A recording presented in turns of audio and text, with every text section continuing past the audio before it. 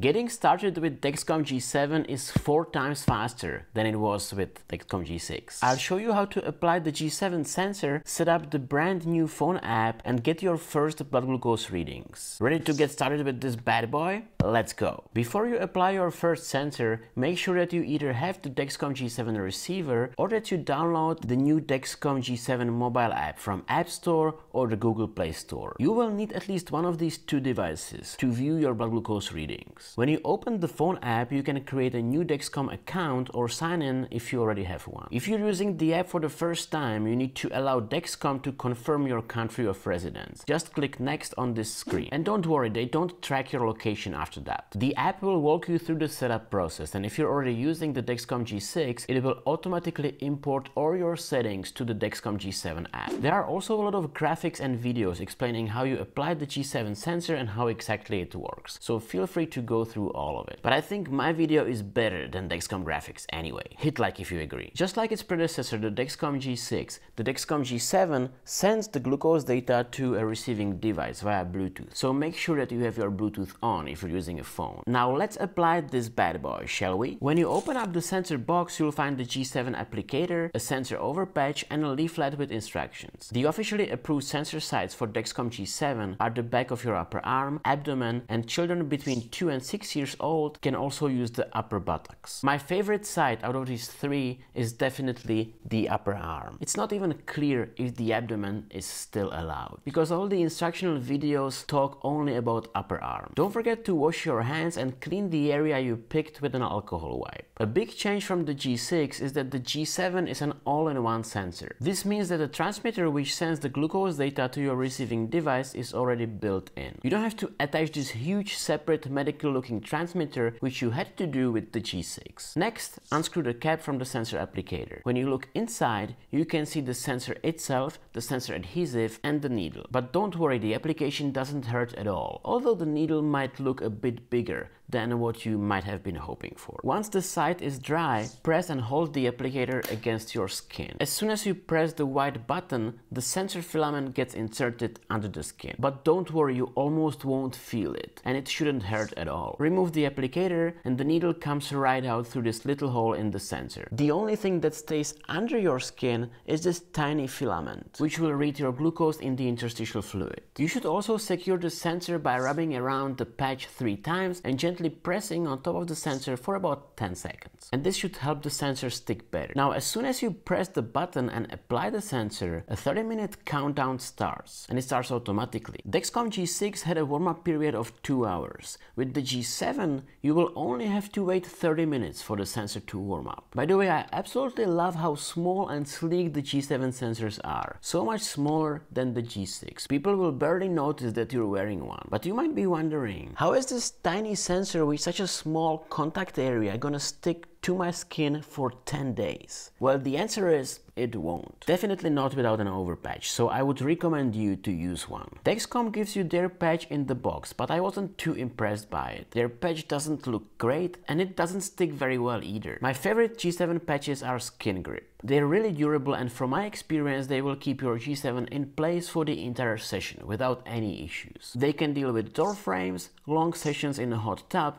and they work for aggressive huggers too, trust me. You can get the G7 patches in the Skin Grip online store, and if you use my link below or code Type1Talks, you'll get 10% off. Thank you Skin Grip for sponsoring this video. Now let's get the sensor session started. To do that, you need to pair the sensor with the receiving device in your phone app or on your receiver. You can enter the pairing code from the applicator manually or scan the QR code with your phone. Within a couple minutes, the sensor will pair with your receiving device, and then you will see how many minutes are left from the 30-minute warm-up time. In my case, it is 19 minutes because I applied the sensor 11 minutes ago. And so the 11 minutes of the initial 30-minute warm-up time already passed. While your first sensor is warming up, you can take a few minutes to adjust your alert setting and check out all the new features that the G7 gives you. By the way, the G7 session lasts for 10 days, and after that you get a 12-hour grace period when you will still be receiving your glucose data. So you have some flexibility to find convenient time to do your site change and apply a new sensor. We're going to look at my first reading in a minute, but before we do that, if you have any questions for me, or if you want to support what I do, please check out my Patreon. I answer all questions from my patrons within a few hours and offer bonus content on my Patreon. The warm-up time is over and I just got my first reading from the G7. 6.0 millimole per liter, that's 108 milligrams per deciliter. Not bad. Guys, if you want to get the most out of your G7, don't ignore this video where I review the sensor in detail and share my thoughts on all the key features. Click here and watch it next. I will see you there. Ciao.